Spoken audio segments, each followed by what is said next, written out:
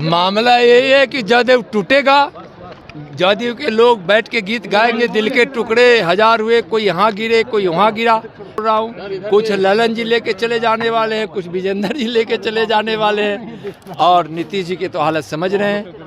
नमस्कार दोस्तों, आप देख रहे इस वक्त मगही न्यूज और मैं हूं आपके साथ दिव्या पांडे। बापू सभागार में बीजेपी के द्वारा एक कार्यक्रम रखा गया था। उस कार्यक्रम में केंद्रीय गृह राज्य मंत्री ने मंच पर से संबोधित करते हुए सीधे तौर पे कहा है कि जेडीयू अब खंड खंड में टूट जाएगी। आप खुद ही सुन लीजिए कि नित्यानंद राय ने क्या कुछ कहा है।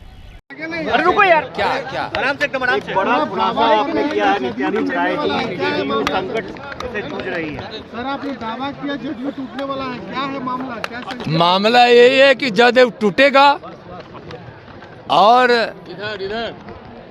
जदयू के लोग बैठ के गीत गाएंगे, दिल के टुकड़े हजार हुए, कोई यहाँ गिरे कोई वहाँ गिरा।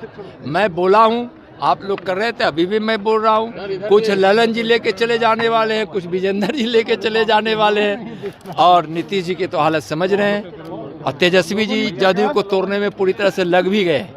तो बीजेपी की क्या भूमिका? बीजेपी की कुछ भूमिका नहीं होती। बीजेपी क्यों भूमिका? बीजेपी की भूमिका यही है कि बिहार विकसित बिहार बने और नरेंद्र मोदी जी की योजना यहाँ 100% लागू हो।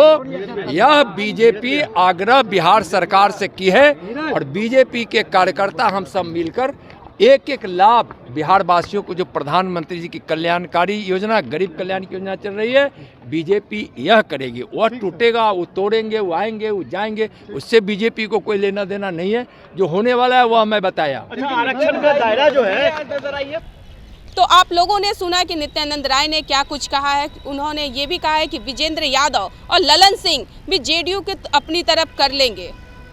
इसी तरह के तमाम खबरों के लिए बने रहे। तब